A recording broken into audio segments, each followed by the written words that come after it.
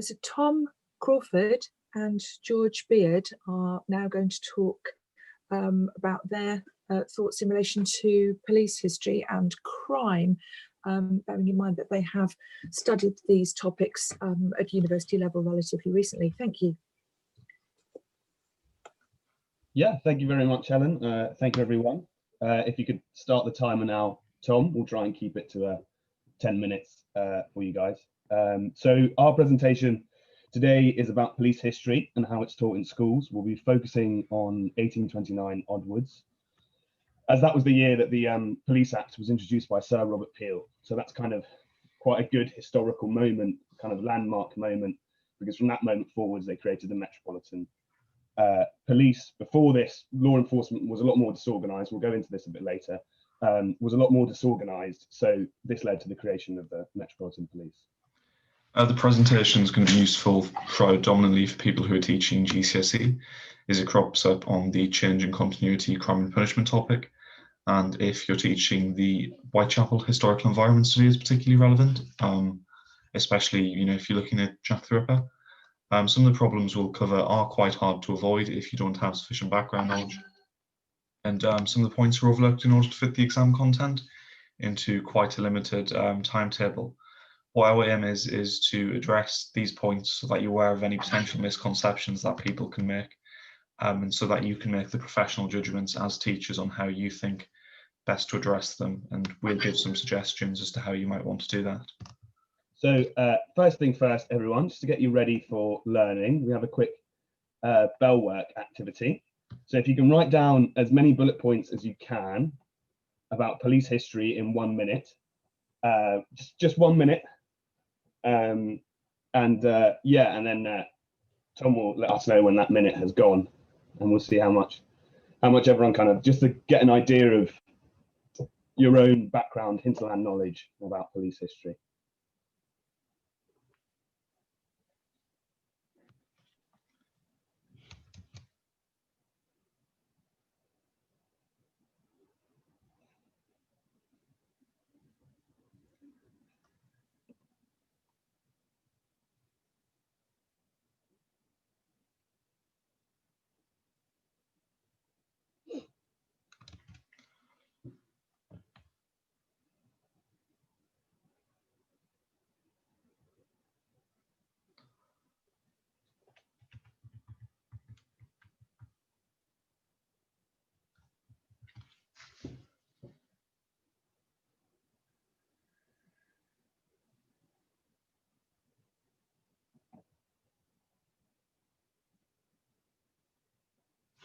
And that's about a minute.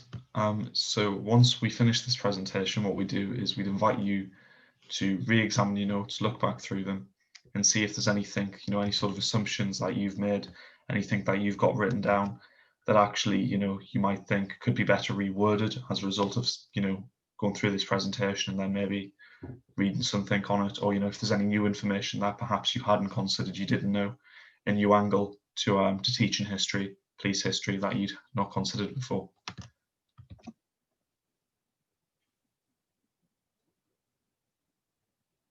So what and how is it taught?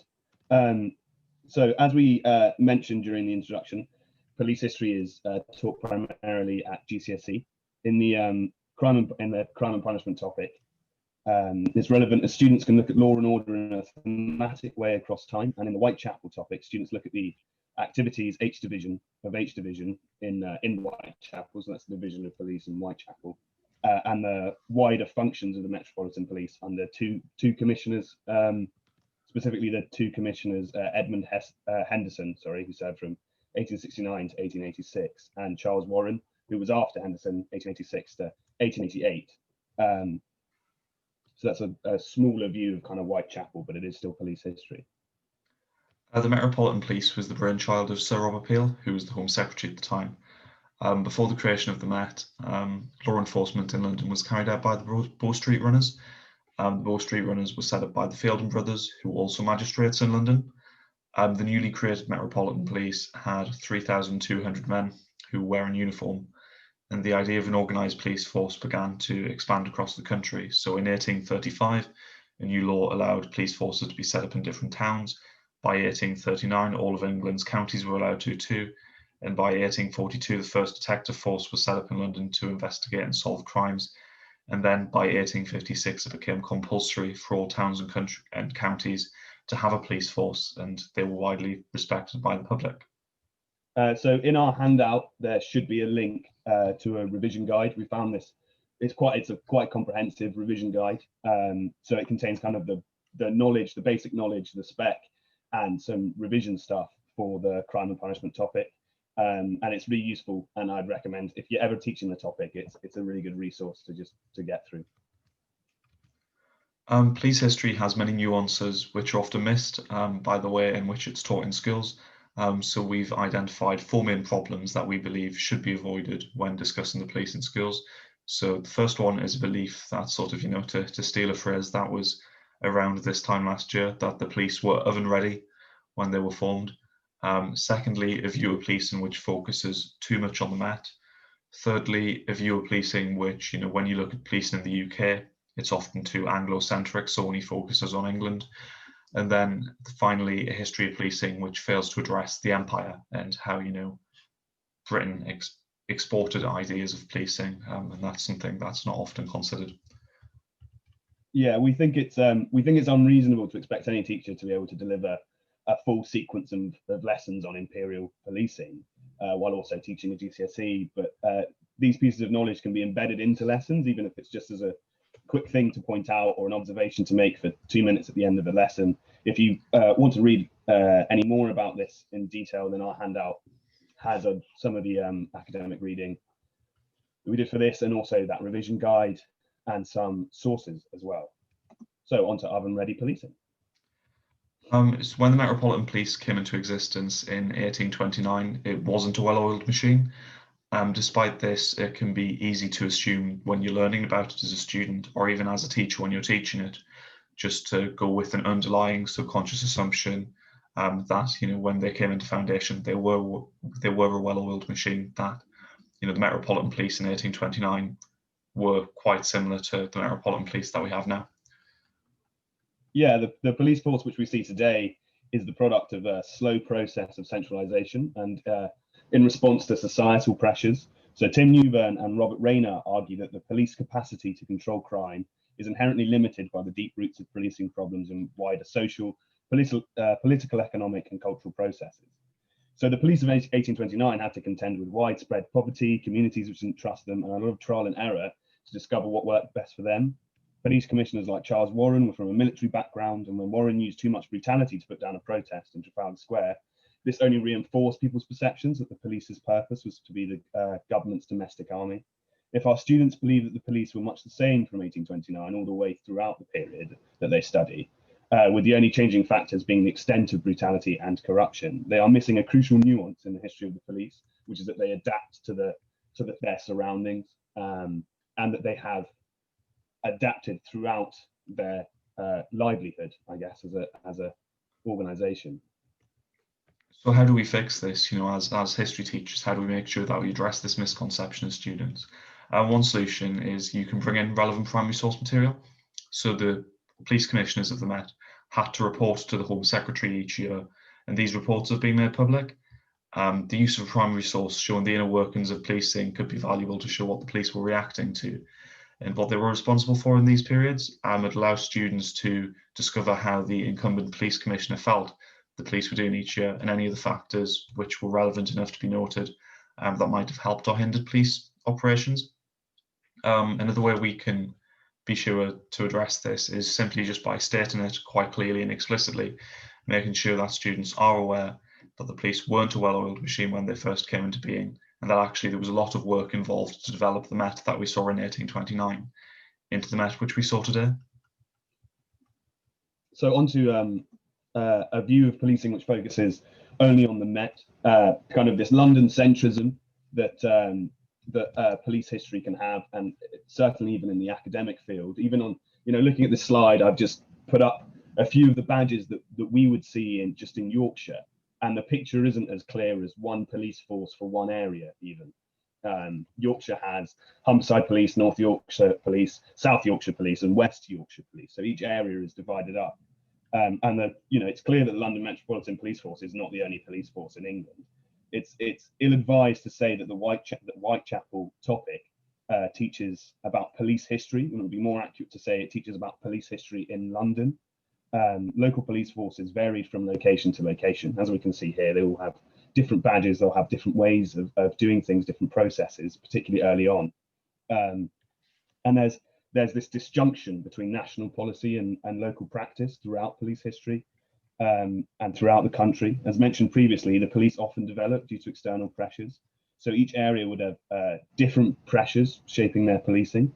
Something that's useful for this to kind of to scaffold the separate policing systems would be Clive Emsley is a very prominent police historian. He has a typology of 19th century policing, and then there was a follow-up to that by David G. Barry, which is a typology of British policing. So that goes into more kind of local police types, and it has a bit of a focus on how the Manchester police actually had as much influence from, say, Edinburgh or Glasgow as they did from London.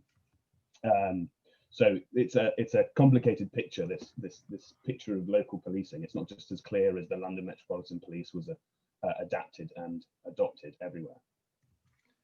So again, you might be wondering, how do we make sure we address this? How do we fix, this possible misconception? Again, just taking a few minutes to simply and clearly state to your class, so they're aware, so they know that the Metropolitan Police are important to us as historians due to their location. They're the police force of the capital, but they weren't necessarily the only police force. The way they were structured wasn't necessarily the norm. The way they operated wasn't necessarily the norm.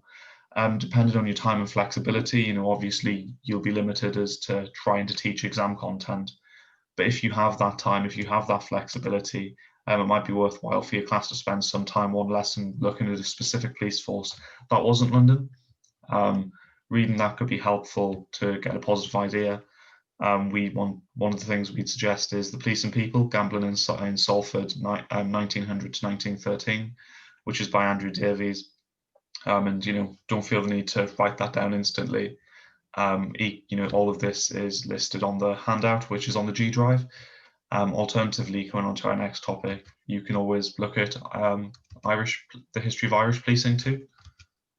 Yeah, so that comes on to our next topic quite nicely, which is a view of policing which can be too Anglo-centric. So Sir Robert Peel, he served as Chief Secretary of Ireland from 1812 to 1818. He is very much intertwined within the history of policing, and so is he intertwined with the history of Ireland, and so is the history of policing intertwined with the history of Ireland. They're all mixed together. We can't talk about policing really without talking about Irish policing, and this Irish model of policing has become an academic study in police history ever since the 1970s. So for quite a while, it hasn't really been talked about in that academic arena. So it takes a while to trickle down to schools, for sure. But since then, we've been able to learn more about how Ireland was policed as a colony, opposed to how the rest of the UK was policed. And by forgetting to study Irish policing, we forget that British police were not always unarmed. They weren't always community oriented and demilitarized. Ireland had one major police force put in place by the British, which is the Royal Irish Constabulary, which are these lovely gentlemen at the top. So you can see their badge there and photos of them.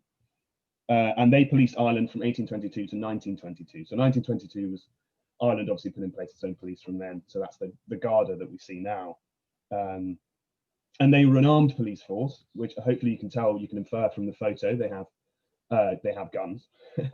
Hopefully that'll be quite a good source exercise to do with kids, probably.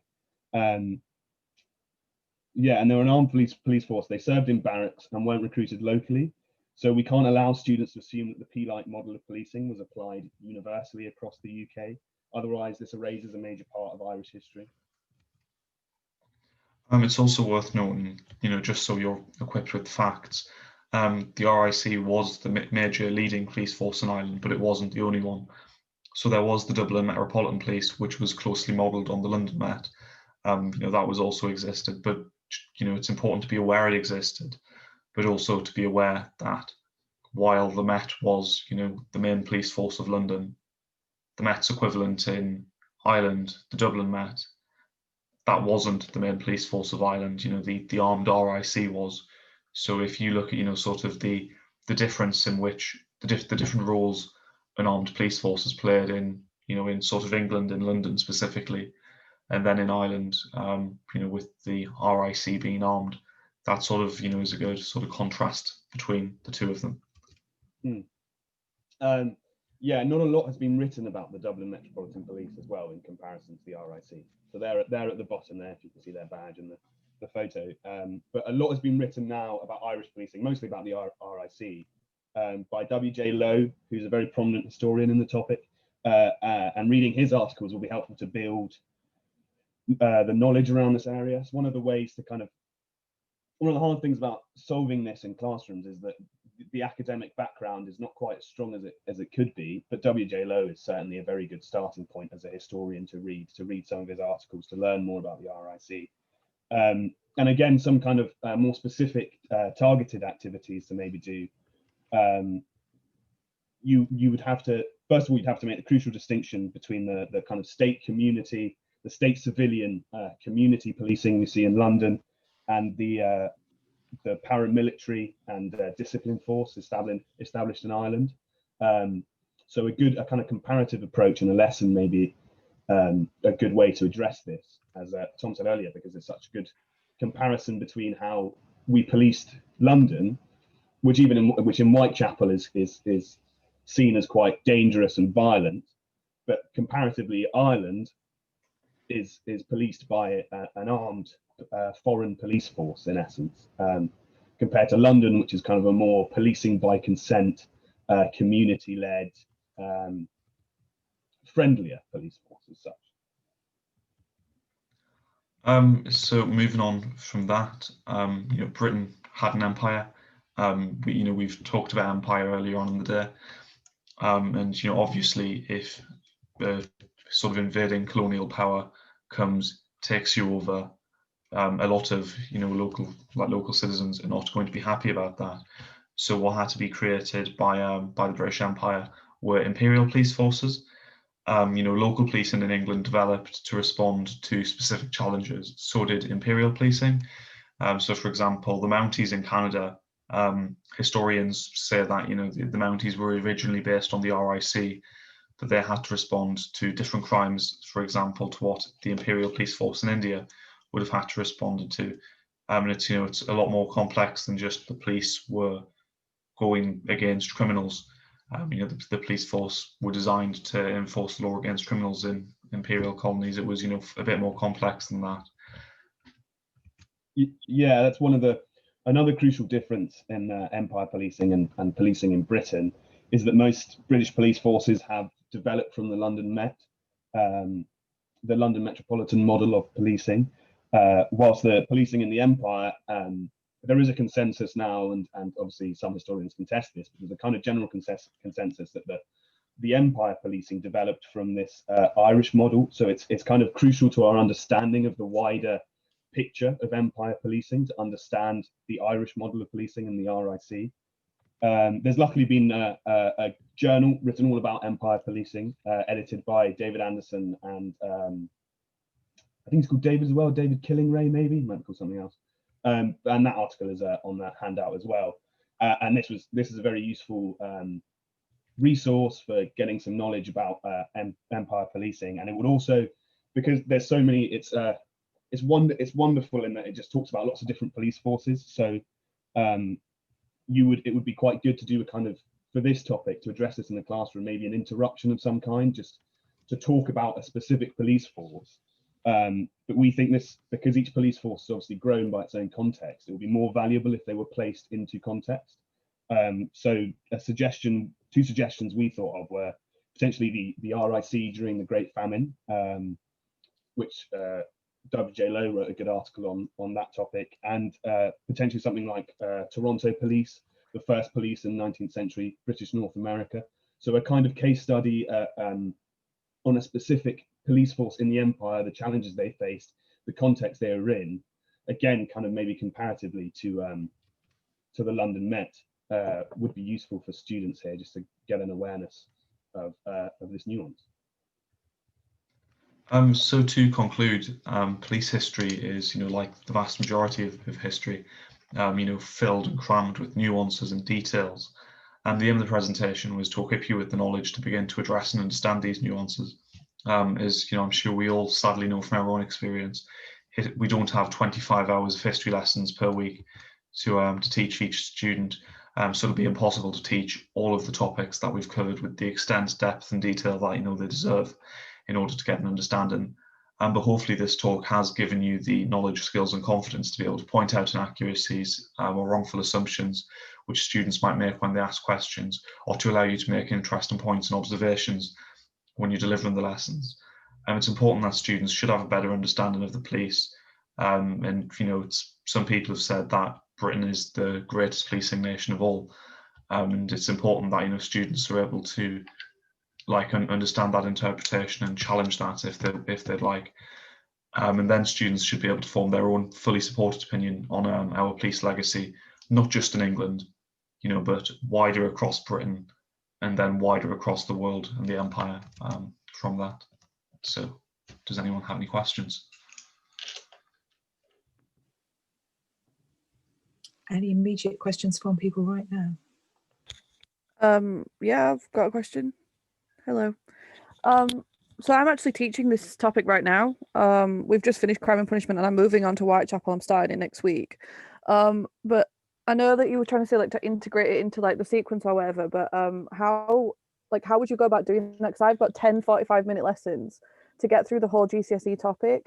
How would you integrate it that it helps them to actually answer the questions in the paper? Do you know what I mean?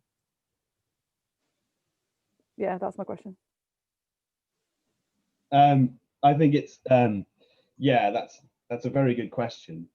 In terms of answering the papers, I think it would be answering the questions on the papers.